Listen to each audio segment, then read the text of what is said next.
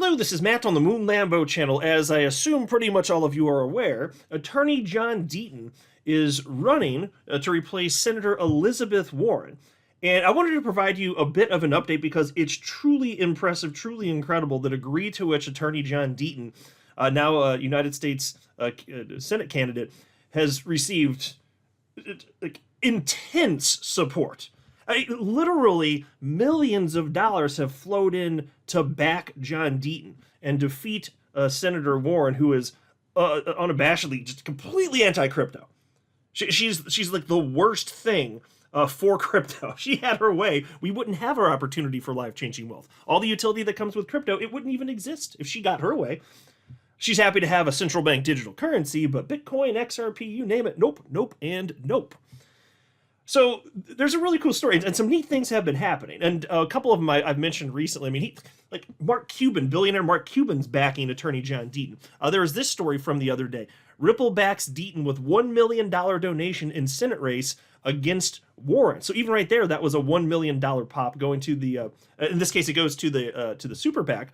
But regardless, it's going to support Attorney John DEATON ultimately, whether it's directly to his campaign or to a super PAC. And in this case, it was a super PAC. But now you have the Winklevi, which is the plural version of Winklevoss.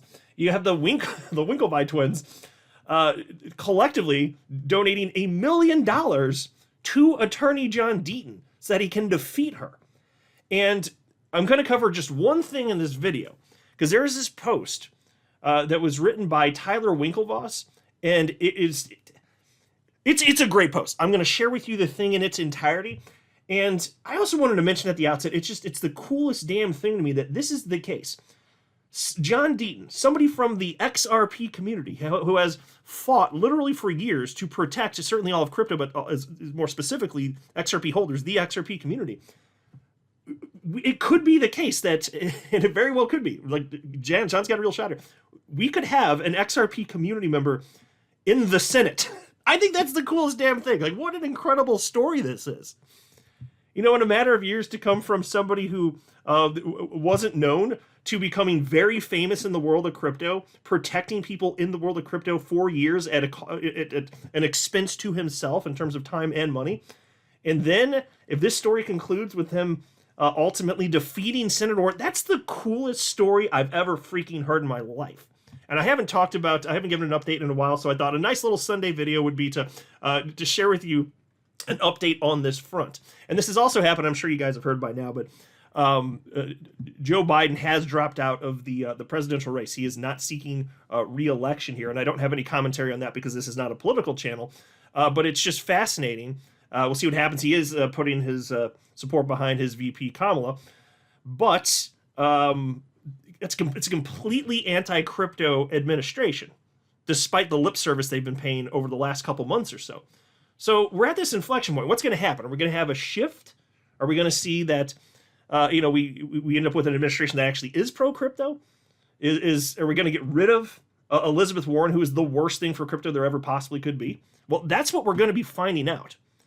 And so here is this post. It's from Tyler Winklevoss, and he starts off by noting that he donated $500,000 in Bitcoin. There's a separate post, much shorter, from his twin brother Cameron, also noting that he donated as well $500,000 in Bitcoin.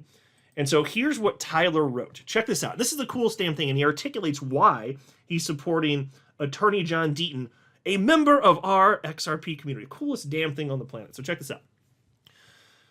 I just donated $500,000 in Bitcoin, 8 Bitcoin, to John DEATON to help him unseat Senator Warren as a U.S. Senator. Here's why.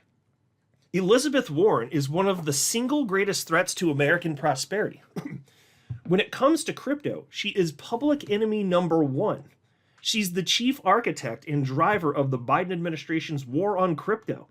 She wages this unlawful war by weaponizing government agencies to attack our industry through a combination of debanking, bad faith enforcement actions, and other abuses of power. The madness began during the 2020 presidential campaign when President Biden sought Senator Warren's support for his presidential bid. In return, President Biden gave her veto rights on all of his regulatory agency picks. And so, folks, this was fascinating. I hadn't seen this ever cited before, but check this out. There's a reason that she appears to have so much damn power, including over Gary Gensler. So check this out. This Faustian bargain meant two things. Number one, that President Biden ceded control of America's economic policy to Elizabeth Warren, and number two, that all of his agency appointees are really hers. This is why these agencies and their chairs do her bidding. She installed them, and all of them depend on her for their political future. So, folks, do you remember, like, there was a hearing, and this one may have been a year or so ago at this point. I can't remember because time just flies by, and it all kind of blurs together. But, like, she had a bunch of questions for Gary Gensler, and she gave him the questions in advance. Like, what? It's just a show. It's just a show. It's crap. Anyway, Tyler continues. This is Elizabeth Warren's army and how she assembled it. It includes corrupt, immoral, and odious characters like Gary Gensler, the chairman of the SEC, and Martin Gruenberg, the chairman of the FDIC. These unelected bureaucrats are simultaneously her lapdogs and attack dogs. They wield the power of these agencies on her behalf and at her command. At her direction, the SEC has conducted nonstop investigations and brought a multitude of bad faith enforcement actions against good actors in the crypto industry. In parallel, the FDIC initiated Operation Choke Point 2.0, an ongoing, coordinated effort to pressure banks not to bank legal crypto companies. Elizabeth Warren is the mastermind of these illegitimate initiatives, and these are her lieutenants and foot soldiers that carry out her orders. Unfortunately, Elizabeth Warren's reign of terror is not limited to the crypto industry. She fundamentally believes that free markets are bad and should be regulated into oblivion, that businesses are evil and the cause of most societal problems, and those who start them and lead them are villains. This cartoonish worldview is the kind only an out-of-touch elite university professor can hold, which is exactly what Elizabeth Warren is. American founders and the businesses they start are the most dynamic and innovative in the world by a long shot. They are the drivers of the American economy, which is not only the greatest economy in the world, but also the most creative. Pretty much every product, service, and company that you care about is fundamentally American. Remove them, and your everyday experience and quality of life would be unrecognizable. This is not to say that thoughtful regulation doesn't have a place. Regulation that fosters both consumer protection and innovation leads to the healthiest and most vibrant markets. That is why I, along with many others, have been proponents of thoughtful regulation for the crypto industry for more than a decade. But this is not what we're talking about here. Elizabeth Warren doesn't believe in thoughtful regulation. She believes in power and control. Crypto has the capacity to level the financial playing field and promote financial inclusion, fairness, and freedom for all. Elizabeth Warren should be embracing it. Instead, she has tried to kill it. Why? Because she can't control it. Her lust for power and control is so great that she puts it ahead of the individual consumer that she pretends to care about and protect. In a deeply ironic plot twist, this has caused her to become the biggest cheerleader of too-big-to-fail banks and other traditional financial institutions, the very people she demonized a decade ago on her ascent to political office for their rapacious and predatory behavior toward consumers. Her contortions betray her real values. She prefers an unfair society that she can control to a fair one that she can't. To that end, for the last 4 years, Elizabeth Warren has been marshaling the administrative state against companies and industries in an effort to control the ones she can and kill the ones she can't. The economic loss and destruction of her actions can't be overstated. This behavior ignores the rule of law, the importance of responsible legislation, and poses one of the greatest dangers to the future of American capitalism and our success as a nation. All of this happened on President Biden's watch, and that is why he will pay the ultimate political price in November. It is now time for Elizabeth Warren to pay the same price. I am supporting John Deaton because I believe he is the only candidate who can defeat Elizabeth Warren in the race for U.S. Senate in Massachusetts. While Elizabeth Warren epitomizes the worst of America, John Deaton epitomizes the best. While Elizabeth Warren spent the last 4 years trying to destroy the crypto industry, John Deaton worked tirelessly to defend it as an attorney. While Elizabeth Warren pretends to serve the American people, John Deaton actually served the American people as a Marine in the United States Marine Corps, while Elizabeth Warren advanced her career through lying about her ancestry. John Deaton advanced his career through honest, hard work. John Deaton is an American hero. Elizabeth Warren is not. John Deaton is a pro-Bitcoin, pro-crypto, and pro-business candidate. Elizabeth Warren is not. She is a lawmaker who can't pass a law. She is a celebrity over results, politician over leader, form over substance. The good people of Massachusetts have caught on to this.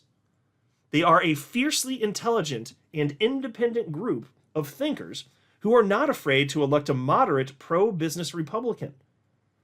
The time for change has come to the Commonwealth of Massachusetts, and that change is John Deaton. This is why I'm supporting John Deaton, and I hope you will too. Onward. Folks, that is, I agree with that wholeheartedly, because Warren is an absolute monster so far as I'm concerned. It was so well articulated, and it's just amazing to see this, the degree to which Attorney Deaton has this level of support from, frankly, very wealthy and in many cases very famous people. It's just the coolest stuff. Like, there are all sorts of big names. Like, Winklevoss, like, that's a name you know. I think it's fair to say that's a household name. Mark Cuban, same situation here. And there are others. And these people that I've just known because they're known in pop culture and they're famous, they're now supporting John Deaton from our XRP community. It's just incredible. It's just the coolest damn story, like I was saying at the outset of this video. And I will tell you this, John Deaton has a very legitimate chance this November. He absolutely can win. There is a path forward. So I think we're all pretty much cheering him on here because I mean, to take out somebody who is so anti-crypto, if he's able to pull this off, and I think he can, wow. And just knowing the origin of all this and what prompted him to get to the point where he could and did ultimately take this step to run for Senate. I'll just say it again. It's the coolest damn story out there. And to know that he's one of ours, it's that much more sweet. You know what I'm saying? And that's why I thought I'd highlight this. I haven't provided an update on this in a little while here, but this is just so well written. I was like, I'm just sharing this. Because I'm willing to bet that a lot of you agree. And so whether you consider yourself to be on the left or right politically, that doesn't matter. I'm not even getting into that so much other than how it pertains specifically to crypto. And in this case, so like even if you tend to vote for people who are more so on the left, do whatever you want. I'm not here to tell you you're right or wrong.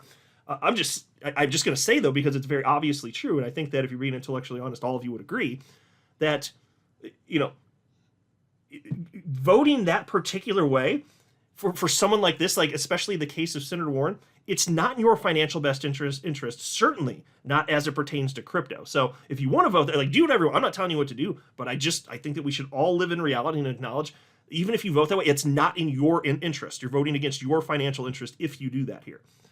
The entire party, not literally, I don't mean literally everybody in the party, but if you're talking about elected officials, almost all of them are anti-crypto. That's the way that they vote. Not all of them, but the strong majority. Now, I think that's going to change as time passes here, but you know, there's a very clear path to victory when it comes to adoption of crypto and protection of crypto, and it's on one side of the political aisle. Like it or not, I don't like it. I don't think that this should be partisan. I'm just acknowledging reality. That's all I'm saying here. And so it's nice to see all these big names supporting Attorney Deaton, literally investing millions of dollars collectively. Coolest damn story. So we'll see what happens here, but November's going to be very exciting for a lot of reasons here, but I'm optimistic that we're going to pull off a win for crypto. I'm not a financial advisor. You should not buy or sell anything because of anything I say or write. That would be a very, very, very bad idea. Until next time, to the moon, Lambo.